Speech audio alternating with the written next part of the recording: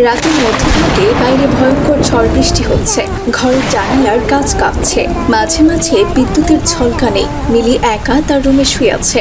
দরজার ফাঁক দিয়ে যেন কার ফিস ফিস শব্দ আসছে। খুবই অদ্ভুত, অমানবিক এক আওয়াজ। মিলি, এই মিলি, কি রে এত রাতে কি করছিস?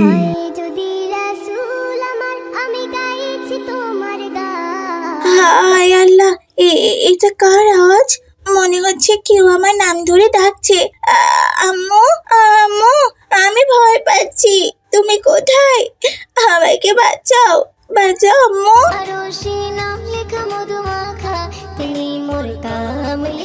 এই তো মা, আমি এখানে। কি হয়েছে মা, তুমি এমন করছো কেন? আম্মু, আম্মু, জানালার পাশ থেকে কে যেন আমায় ডাকছে। খুব ভয়ঙ্কর ভাবে ডাকছে। আম্মু জানো, মনে হচ্ছে ওখানে কোনো ভূত আছে। ভয় পেও না মা, এগুলো শয়তানের ধোঁকা। সে তোমাকে ভয় দেখিয়ে নামাজ দোয়া থেকে দূরে রাখতে চায়। এসো, আমি তোমাকে এমন একটি শক্তিশালী আয়াত শেখাই যা পড়লে শয়তান দূরে পালিয়ে যায়। এরপর মিলির মা জোরে জোরে আয়াতুল কুরসি পড়তে শুরু করে। বাতাস ধীরে ধীরে শান্ত হতে থাকে। আল্লাহু লা ইলাহা ইল্লা হুয়াল হাইয়ুল কাইয়ুম লা তাখুযুহু সিনাতু ওয়ালা নাউম লাহু মা ফিস সামাওয়াতি ওয়া মা ফিল আরদ মান যাল্লাযী ইয়াশফাউ ইনদাহু ইল্লা বিইذনিহি ইয়ালামু মা বাইনা আইদিহিম ওয়া মা খালফাহুম ওয়া লা ইউহিতুনা বিশাইয়্যিম মিন ইলমিহি ইল্লা বিমা শাআ ওয়াসি'a কুরসিয়ুহুস সামাওয়াতি ওয়াল আরদ ওয়া লা ইয়াউদুহু হিফযুহুমা ওয়া হুয়াল আলিয়্যুল আযীম। শোনো মা মিলি, এটা হলো আয়াতুল কুরসি, কুরআনের সবচেয়ে বড় আয়াত। রাসূলুল্লাহ সাল্লাল্লাহু আলাইহি ওয়াসাল্লাম বলেছেন যে রাতে শোবার আগে আয়াতুল কুরসি পড়ে আল্লাহ তার উপর এক ফেরেশতা নিযুক্ত করেন যে সকাল পর্যন্ত পাহারা দেয়। শয়তান তার কাছে আসতে পারে না। তুমি কি জানো মা এর কেন এত ফজিলত? না আম্মু, বলো তো এটা কেন এত শক্তিশালী? কারণ এই আয়াতে আল্লাহর ক্ষমতা, আসমান জমিনের মালিকানা, তার অগাধ জ্ঞান আর সিংহাসনের কথা বলা হয়েছে। এই আয়াত আল্লাহর মহত্বের ঘোষণা দেয়, তাই শয়তান এই আয়াতকে সহ্য করতে পারে না। তাই নাকি আম্মু? তাহলে তো আমাকে এই দোয়া শিখতেই হবে। হ্যাঁ মা, তুমি এখন নিশ্চয়ই পাবে। একবার বলো তো আমার সাথে। আল্লাহু লা ইলাহা ইল্লা হুয়াল হাইয়ুল কাইয়ুম লা তাখুযুহু সিনাতু ওয়ালা নাউম লাহু মা ফিস সামাওয়াতি ওয়া মা ফিল আরদি মান যাল্লাযী ইয়াশফাউ ইনদাহু ইল্লা বিইذনিহি ইয়ালামু মা বাইনা আইদিহিম ওয়া মা খালফাহুম ওয়ালা ইউহিতুনা বিশাইইন মিন ইলমিহি ইল্লা বিমা শাআ ওয়াসি'a কুরসিয়ুহুস সামাওয়াতি ওয়াল আরদি ওয়ালা ইয়াউদুহু হিফযুহুমা ওয়া হুয়াল আলিয়্যুল আযীম। পড়া শেষ হতেই ঘরের কোণের কালো ছায়া কুঁকড়ে গিয়ে ধোঁয়ার মতো মিলিয়ে যায়। বাতাস শান্ত হয়ে যায়, পুরো ঘরে আলো ছড়িয়ে পড়ে। আম্মু, আমি সত্যি আর ভয় পাচ্ছি না আম্মু। মনে হচ্ছে পুরো ঘরটা ফেরেশতার আলোতে ভরে গেছে। হ্যাঁ মা, এটাই হলো আয়াতুল কুরসির শক্তি। মনে রেখো, আল্লাহর নামের কাছে সব ভয় শেষ। তাহলে এখন তুমি ঘুমাও মা, আমি গেলাম। এরপর মিলির মা সেখান থেকে চলে গেল। এভাবেই এক ঘুমে মিলি পুরো রাত কাটিয়ে দিল। রাতে আর তার কোনো সমস্যা হলো না।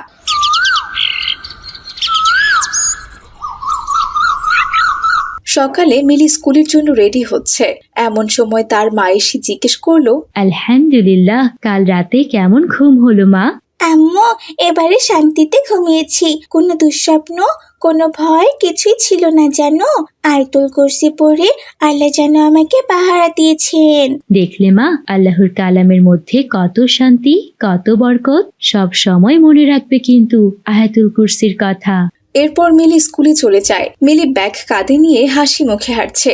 স্কুলে পৌঁছে দেখে তার বান্ধবীরা সুমি, জান্নাতুল, নাফিসা আর রাদিয়া। এক কোণে আড্ডা দিচ্ছে, কিন্তু তাদের চোখ লাল, মুখে ভয়ের ছাপ। কি ব্যাপার, তোমাদের এমন ভীত ভীত চেহারা হয়েছে কেন বলো তো? মিলি, কাল রাতে আমি একটুও ঘুমাতে পারিনি। মনে হলো দরজার বাইরে একটা ছায়া মূর্তি দাঁড়িয়ে ছিল। যতবার চোখ বন্ধ করছিলাম ছায়াটা কাছে চলে আসছিল। আমিও একই জিনিস দেখেছি, যেন অন্ধকার থেকে কেউ আমার নাম ধরে বারবার ডাকছিল, জান্নাতুল জান্নাতুল। আমি ভয়ে চিৎকার করতে পারছিলাম না। শোনো, আমিও ঠিক তোমাদের মতো ভয় পেয়েছিলাম কাল রাতে। জানো কি হয়েছিল? দরজার কাছে ছায়া দাঁড়িয়েছিল। বুক ফরফর করছিল। তখন আম্মু আমাকে আয়াতুল কুরসি শিখিয়ে দিলেন। আমি পড়তে মনে হলো ঘরে আলো ছড়িয়ে গেল, আর ছায়া মূর্তিটা মুহূর্তে পালিয়ে গেল। কি বলছো মিলি? সামান্য একটা আয়াত পড়লে শয়তান ভয়ে পালায়? এটা সামান্য কোনো আয়াত না জান্নাতুল। আয়াতুল কুরসি হলো কোরআনের সেরা আয়াতগুলোর একটি।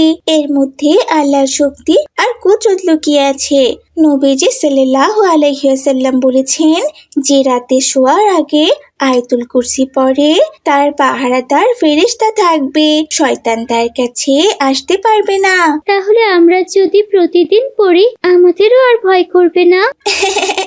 অবশ্যই না, বরং তোমাদের মন শান্ত হবে, ঘর আলোকিত হবে। আজ থেকে প্রতিদিন নামাজের পর আর ঘুমানোর আগে আয়াতুল কুরসি পড়বে, দেখবে আল্লাহ তোমাদের সব ভয় দূর করে দেবেন।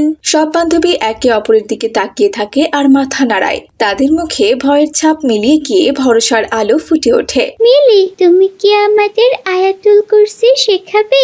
আমরা সবাই একসাথে পড়বো। অবশ্যই শেখাবো। আয়াতুল কুরসি শেখা খুব সহজ, কিন্তু এর শক্তি অসীম। আমি পড়ি, তোমরা শোনো। আল্লাহু লা ইলাহা ইল্লা হুয়াল হাইয়ুল কাইয়ুম লা তাখুযুহু সিনাতু ওয়ালা নাউম লাহু মা ফিস সামাওয়াতি ওয়া মা ফিল আরদি মান যাল্লাযী ইয়াশফা'ু ইনদাহু ইল্লা বিইজনিহি ইয়ালামু মা বাইনা আইদিহিম ওয়া মা খালফাহুম ওয়ালা ইউহিতুনা বিশাইইন মিন ইলমিহি ইল্লা বিমা শাআ ওয়াসি'a কুরসিয়ুহুস সামাওয়াতি ওয়াল আরদ ওয়ালা ইয়াউদুহু হিফযুহুমা ওয়া হুয়াল আলিয়্যুল আযীম। এবং তার বান্ধবীরাও তার সাথে ঠোঁট মেলায় এবং সবাই আয়াতুল কুরসি পড়া শিখে যায়। সুবহানাল্লাহ, আয়াতুল কুরসি পড়তে পড়তেই মনে হচ্ছে বুক হালকা হয়ে গেল। হ্যাঁ, যেন ভেতরে নতুন সাহস জেগে উঠেছে।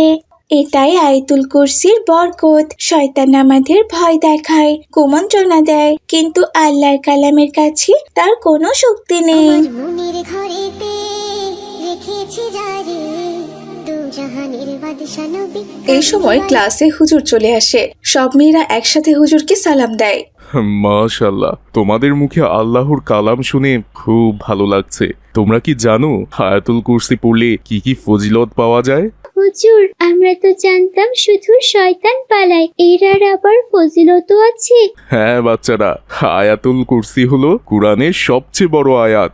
রাসূলুল্লাহ সাল্লাল্লাহু আলাইহি ওয়াসাল্লাম বলেছেন, যে রাতে শোয়ার আগে আয়াতুল কুরসি পড়ে আল্লাহ তার ঘরে এক ফেরেশতা নিযুক্ত করেন, যিনি ভোর পর্যন্ত তাকে পাহারা দেন আর শয়তান তার কাছে ঘেঁষতে পারে না। নামাজের পর পড়লে আল্লাহ তার ঈমানকে শক্তিশালী করেন। প্রতিদিনের জীবনে যে পড়বে সে সব সময় আল্লাহর হেফাজতে থাকবে।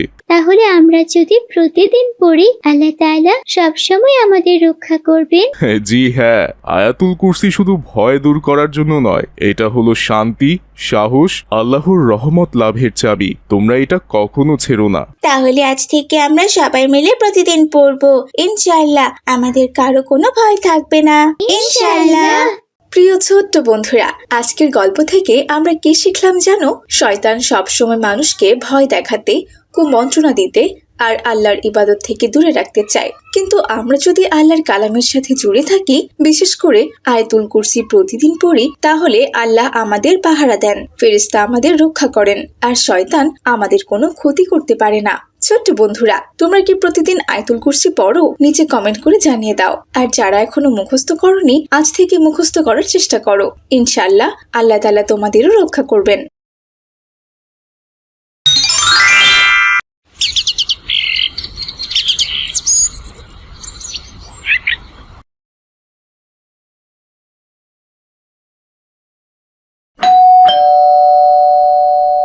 এই তো আমার সোনামা চলে এসেছে। টিফিন পুরোটা শেষ করেছো? হ্যাঁ আম্মু, শেষ করেছি। কি ব্যাপার, আব্বু এখনো বাড়িতে আসেনি? না, তোমার বাবা এখনো বাড়িতে আসেনি। উনি তো আজকে লাঞ্চ নিয়ে গেছেন, একেবারে রাতে আসবে। কিন্তু কেন বলো তো? আসলে আম্মু, বাবার ফোনটা একটু আমার লাগতো। কিন্তু কেন? ফোন দিয়ে তুমি কি করবে? আসলে আজকে গণিত শিক্ষক অনেকগুলো অঙ্ক দিয়েছেন, তার বেশিরভাগই আমি বুঝিনি। আব্বুর ফোনটা থাকলে অনলাইনে ক্লাস দেখতাম আর কি। কাল যদি সবার মতো আমি হোমওয়ার্ক করে না নিয়ে যেতে পারি, তাহলে তো স্যার আমাকে অনেক মারবে আম্মু। ও আচ্ছা, তাহলে তুমি ফ্রেশ হয়ে খাবার খেয়ে আমার ফোনটা নিয়ে ক্লাস দেখো, কেমন? যাও ফ্রেশ হয়ে এসো, আর আমি তোমার জন্য খাবার বাড়ছি। এরপর মিলি ফ্রেশ হয়ে খাবার খেয়ে তার মায়ের ফোন নিয়ে বসে অনলাইনে ক্লাস দেখার নাম করে ফেসবুক ও টিকটক ঘাঁটতে থাকে। হঠাৎই মিলির চোখ একটি ভিডিওর উপর পড়ে, যেখানে টিকটকে কিছু মেয়েরা রং ফর্সাকারী ক্রিম সেল করার জন্য লোভনীয় কথাবার্তা বলছে। হ্যালো আপুরা, তোমরা যারা গায়ের রং কালো নিয়ে দুশ্চিন্তা রয়েছো বা শ্যামলা বর্ণের জন্য নিজেকে লুকিয়ে রাখছো, তাদের জন্য আমাদের আজকের ভিডিও। আমরা তোমাদের জন্য নিয়ে এসেছি রং ফর্সাকারী সিক্রেট ক্রিম, যেটা ব্যবহার করলে তোমরা 7 দিনের মধ্যে রেজাল্ট পাবে। তোমাদের স্কিন একেবারে দুধের মতো ফর্সা হয়ে যাবে। নিজের স্কিনকে 4 থেকে 5 সেট অব্দি ফর্সা করতে এখনই অর্ডার করো আমাদের পেজে। 10 থেকে 15 তারিখ পর্যন্ত আমাদের ক্রিমটি অফারে সেল হবে। আর ক্রিম তো পেয়ে যাচ্ছ খুবই রিজনেবল প্রাইসে, মাত্র 300 টাকা। আমাদের এই অফারটি সীমিত সময়ের জন্য, তাই ঝটপট অর্ডার করে ফেলো। আরে বাহ, মাত্র 300 টাকায় রং ফর্সাকারী ক্রিম, আমাকে তো নিতেই হবে। যদিও আমি একটু ফর্সা, কিন্তু ফাতেমা, জান্নাতুল ওরা আমার থেকে বেশি ফর্সা, তাই আমাকে ওদের থেকে বেশি ফর্সা হতে হবে। কিন্তু আমার কাছে তো কোনো টাকা নেই, এখন আমি টাকা জোগাড় করি কি করে? যাই হোক, কিছু না কিছু একটা ব্যবস্থা তো আমাকে করতেই হবে। এই বলে মিলি ভাবতে থাকে কি করে টাকার ব্যবস্থা করবে। ভাবতে ভাবতে তার মাথায় দুষ্টু বুদ্ধি আসে। সে এক মুহূর্ত দেরি না করে তার মাকে গিয়ে বলে, আম্মু, তোমাকে তো একটা কথা বলতে ভুলে গিয়েছি। কোচিং এর স্যার বলেছেন রবিবার আমাদের পরীক্ষা হবে, আর কালকের মধ্যে আমরা যেন 300 টাকা করে পরীক্ষার ফি দেই। ও মা, কোচিং এর স্যাররা আবার কবে থেকে স্কুলের মতো পরীক্ষার ফি নেওয়া শুরু করেছে বলো তো? কি যে বলো না আম্মু, আমি কি আর ছোট আছি? আমি ক্লাস 6-এ পড়ছি। আমার কতগুলো সাবজেক্ট তুমি জানো? এতগুলো সাবজেক্টের পরীক্ষা নেবে, স্যারদের তো খাতা কিনতে হবে, তাই না? তাই হয়তো 300 টাকা করে পরীক্ষার ফি চেয়েছে। অন্যান্য কোচিং এ তো 500 টাকা করে নেয় জানো। সেই তুলনায় আমাদের স্যার তো অনেক ভালো। আচ্ছা আচ্ছা, ঠিক আছে, তোমার বাবা আসলে তার কাছ থেকে আমি নিয়ে দেবো, ঠিক আছে? রেহানার কথা শুনে মিলি বেশ খুশি হয়ে যায়। যাক বাবা, আম্মু আজকে রাতে টাকা দিলে কালকে আমি ক্রিমটা অর্ডার করতে পারবো। আর তারপর স্কুলের সবাই আমার দিকে হা করে তাকিয়ে থাকবে, কারণ আমি সবার থেকে ফর্সা হয়ে যাব।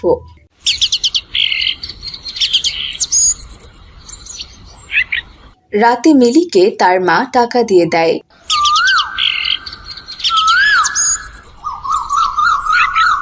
আর পরের দিন মিলি তার মায়ের ফোন থেকে সে ক্রিমটা অর্ডার করতে যায়। এ কি, এখন আবার ডেলিভারি চার্জ যাচ্ছে কেন? অর্ডার করতে গেলে বুঝি ডেলিভারি চার্জ দিতে হয়? এটা তো আমার জানা ছিল না। আমি তো পুরোপুরি 300 টাকাই নিয়েছি আম্মুর কাছ থেকে। এবার ডেলিভারি চার্জ কোথায় পাবো? আব্বুর কাছ থেকে চাইতে গেলে তো এখন ধরা পড়ে যাব। কি করি এবার আমি? আরে এই তো একটা বুদ্ধি পেয়েছি। এরপর মিলি আলমারি থেকে তার পুরনো জামা কাপড়গুলো বের করে আর সেগুলো তার বন্ধু তন্নির বাসায় নিয়ে যায়। আসসালামু আলাইকুম মিলি, কেমন আছো? এ কি, তোমার হাতে এগুলো কি? ওয়ালাইকুম আসসালাম, আলহামদুলিল্লাহ আমি খুব ভালো আছি। আর এগুলো আমার পুরনো জামা, খুব বেশি পুরনো নয়। এগুলো আমি মাত্র 2-3 বারই পরেছি, এরপর আর কোথাও পরে যাওয়া হয়নি। আর নেক্সট টাইম পরাও হয়নি। তুমি না সব সময় বলতে আমার জামাগুলো তোমার খুব ভালো লাগে, তাই আমি তোমার জন্য এই জামাগুলো নিয়ে এসেছি। তবে আমার একটা শর্ত আছে, আমার শর্ত তুমি মানলে এই সব সুন্দর সুন্দর ড্রেসগুলো তোমার।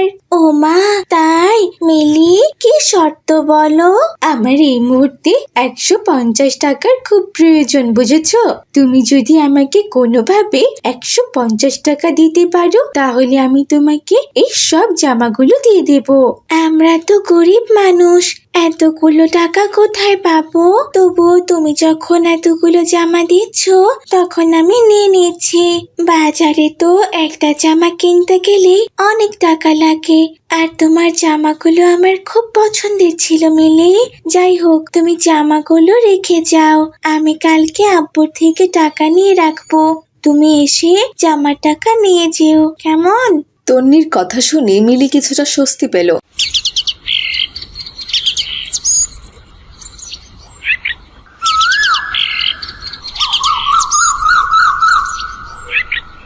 আর পরের দিন তন্নির কাছ থেকে টাকা নিয়ে মিলি রং ফর্সা করার ক্রিম অর্ডার করলো। 2 দিনের মধ্যে তার ক্রিম চলে এলো আর মিলি রং ফর্সাকারী ক্রিম ব্যবহার করতে লাগলো। 2-3 দিনের মধ্যেই মিলির চেহারায় পরিবর্তন এলো। এখন তার চেহারা আগের থেকে অনেকটা উজ্জ্বল হয়েছে। একদিন, মাশাআল্লাহ মিলি, তোমার চেহারা তো আগের থেকে খুব সুন্দর হয়েছে, অনেকটা ফর্সা লাগছে তোমাকে।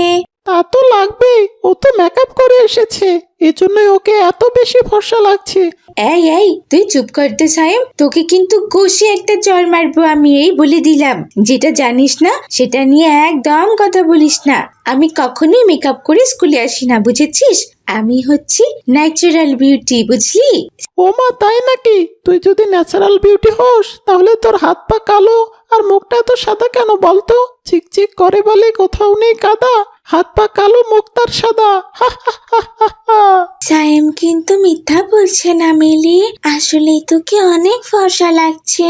তুই কি মুখে কোনো নাইট ক্রিম দিস নাকি বলতো? পুরো মুখটা খুব সুন্দর সাদা লাগছে, কি সুন্দর চকচক করছে, কিন্তু গালে 2 পাশে কেন জানি খুব লাল হয়ে আছে, মনে হচ্ছে রক্ত জমে আছে। নাইট ক্রিম ছাড়া তো হুট করে কারো মুখ এতটা ফর্সা হয় না, আর এরকম লালও হয় না। আজকাল বাজারে যত রকমের বাজে নাইট ক্রিম বেরিয়েছে, ওসব কিন্তু খবরদার মুখে দিস না, ওগুলো খুব খারাপ। আমার আন্টি নাইট ক্রিম ইউজ করতো জানিস, তার অনেক ক্ষতি হয়েছে। আরে না, আমি নাইট ক্রিম কেন দেবো বলতো? আসলে স্কুলে আসার আগে মুখে একটু টমেটো বাটা লাগিয়েছিলাম, বুঝেছিস? তাই আমার মুখটা একটু ফর্সা ফর্সা লাগছে, আর গালের 2 পাশটা টমেটোর মতো লাল হয়ে গেছে। উফ বাবা, ওরা আমাকে এত প্রশ্ন করছে কেন? যত সব। আমি তো মরে গেলেও স্বীকার করব না যে আমি নাইট ক্রিম মেখে এত ফর্সা হয়েছি। এভাবেই দিন কাটছিল। যতদিন যাচ্ছিল মিলি ততই ফর্সা হচ্ছিল, আর তার গালের 2 পাশ সব সময় লাল টকটকে হয়ে থাকতো। বিষয়টি মিলির মা রেহানা খেয়াল করলো আর বলল, কি রে মা, তোর গালের 2 পাশে এরকম লাল হয়ে আছে কেন? দেখে মনে হচ্ছে রক্ত জমে আছে। তুই কি কারোর সাথে মারামারি করেছিস নাকি বলতো? না মা, আমি তো কারোর সাথে মারামারি করিনি, একটু মেকআপ করেছি আর কি। এভাবে মিলি তার মাকে মিথ্যা কথা বলে বিষয়টা ধামাচাপা দিয়ে দেয়। প্রায় 3 মাস কেটে যায়। এখন মিলি তার ক্লাসের সবচেয়ে সুন্দরী মেয়ে হলেও সে খেয়াল করলো তার স্কিন দিন দিন পাতলা হয়ে যাচ্ছে। মাঝে মাঝে মুখে বেশ কিছু ফুসকুড়ি ও ব্রণ দেখা দিচ্ছে, আর রোদে বের হলে মুখ বেশ জ্বালা পোড়া করছে। সে অনুভব করলেও এ বিষয়ে কাউকে কোনো কিছুই বলেনি। এভাবে আরো বেশ কিছুদিন কাটলো। একদিন সকালে মিলি ঘুম থেকে উঠে দেখলো তার পুরো মুখে ব্রণ ফুসকুড়ি দিয়ে ভরে গেছে আর বেশ জ্বালা পোড়া করছে। সে ঘুম থেকে উঠে কান্নাকাটি করা শুরু করে দিল, আর তার এমন কান্নাকাটি দেখে রেহানা তাকে ডাক্তারের কাছে নিয়ে যায়। ডার্মাটোলজিস্ট তার স্কিন দেখে বললেন, বিষয়টা খুবই দুঃখজনক। আপনাদের মতো এরকম শিক্ষিত গার্ডিয়ান থাকা সত্ত্বেও বাচ্চাদের এরকম অসতর্কমূলক বিষয়গুলো দেখলে খুবই খারাপ লাগে। আপনার মেয়ে তার স্কিনে রং ফর্সাকারী মার্কারিযুক্ত ক্রিম ব্যবহার করত, যার ফলে তার স্কিন একেবারেই ড্যামেজ হয়ে গেছে, মুখের চামড়া অনেক পাতলা হয়ে গেছে। তাছাড়া ওর তো বয়স অনেক কম। এত কম বয়সে একটা মেয়ে এত ক্ষতিকারক একটা ক্রিম দিল কি করে? আমি তো এ বিষয়ে কোনো কিছুই জানি না স্যার। ওর গাল দেখে আমি ওকে বারবার জিজ্ঞেস করেছিলাম জানেন, কিন্তু ও বলেছে ও মেকআপ করেছে। এত বড় একটা মিথ্যাবাদী মেয়ে জানেন। সারাদিন সংসারের কাজকর্ম, নামাজ কালাম এইসব নিয়ে আমি পড়ে থাকি, তাই আর ওভাবে বিষয়টা খুঁটিয়ে দেখিনি। আজকে খালি বাড়িতে যাই আমি, তারপর দেখিস তোর অবস্থা কি হয়, বুঝেছিস? এতটুকু একটা মেয়ে হয়ে খুব বার বেড়েছে তোর, তাই না? শান্ত হন আপা, ছোট মানুষ না বুঝে ভুল করে ফেলেছে, কিন্তু আমাদের কখনো আল্লাহর উপরে হাত বাড়ানো উচিত নয়। মিলি মামনি, তুমি দেখতে এমনিতে অনেক ফর্সা, তোমার তো আর ফর্সা হওয়ার কোনো প্রয়োজন নেই। আর তাছাড়া ফর্সা মানেই যে সুন্দর তা নয়, কালো এবং শ্যামলা চেহারাতেও মানুষকে অনেক সুন্দর লাগে। আল্লাহর সৃষ্টিকে ভালোবাসতে শেখো এবং আল্লাহর নিয়ামতকে বোঝার চেষ্টা করো, তাহলে দেখবেন নিজের প্রতি আর কোনো অভিযোগ থাকবে না। আমি কিছু ক্রিম আর ওষুধ দিচ্ছি, এগুলো নিয়মিত লাগালেই তোমার ফেস আবার আগের মতো হয়ে যাবে ইনশাল্লাহ। এরপর ডাক্তার মিলিকে ক্রিম আর ঔষধ দিয়ে দিলেন, আর মিলি সে ক্রিমগুলো ইউজ করতে থাকে। সে নিজের চেহারার জন্য স্কুলে যাওয়া বন্ধ করে দিল। তবে মিলির সব বন্ধুরা তাকে দেখতে বাড়িতে আসতো। দেখো মিলি, আল্লাহ তোমাকে কত সুন্দর করে বানিয়েছে, আর তুমি শুধু শুধু হাবিজাবি জিনিস দিয়ে নিজের চেহারা নষ্ট করতে যাচ্ছিলে। আমি শুনেছি রং ফর্সাকারী ক্রিম ব্যবহার করলে লিভার, কিডনি সহ শরীরের বিভিন্ন অঙ্গ অকৃতকার্য হয়ে যায় আর ক্যান্সারের মতো ভয়ঙ্কর রোগ হয়। তোমার তো ভাগ্য ভালো বলেই তুমি বড় কিছু হওয়া থেকে বেঁচে গিয়েছো, বুঝেছো? আর কখনো এমন ভুল করো না মিলি। আমি না বুঝে এত বড় অন্যায় করে ফেলেছি। আমি আজকেই তওবা করি আল্লাহর রাস্তায় ফিরে আসবো। আল্লাহর কাছে ক্ষমা চাইলে তিনি নিশ্চয়ই আমাকে মাফ করে দেবেন। সবার অনুপ্রেরণায় মিলি আল্লাহর পথে ফিরে আসে। আর কখনোই সে রং ফর্সাকারী ক্রিমের কথা মাথায় আনেনি, কারণ সে আল্লাহর দেয়া সৌন্দর্য এবং নিয়ামত বুঝতে পেরেছে। তো বন্ধুরা, বুঝলে তো আল্লাহ তাআলা আমাদের যেভাবে বানিয়েছেন তাতেই আমাদের শুকরিয়া করা উচিত। কখনোই নিজের চেহারার উজ্জ্বলতা বাড়ানোর জন্য ক্ষতিকর কেমিক্যাল দ্বারা বানানো কোনো রং ফর্সাকারী ক্রিম ব্যবহার করা উচিত নয়, এবং এটি আমাদের জন্য হারাম। তাই আমরা সব অবস্থায় আল্লাহ তাআলার শুকরিয়া আদায় করব, কেননা তিনি আমাদের যেভাবে বানিয়েছেন এবং যা কিছু দিয়ে বানিয়েছেন তা মূল্যহীন নয়। আমরা যে কতটা দামি তা কিন্তু আমরা নিজেরাও জানি না। তাই সবসময় আমরা আল্লাহর দেয়া নিয়ামতের শুকরিয়া আদায় করব। ভিডিওটি ভালো লাগলে অবশ্যই একটি লাইক করে দেবে, আর কে কোথা থেকে দেখছো তা কমেন্ট করে জানিয়ে দেবে।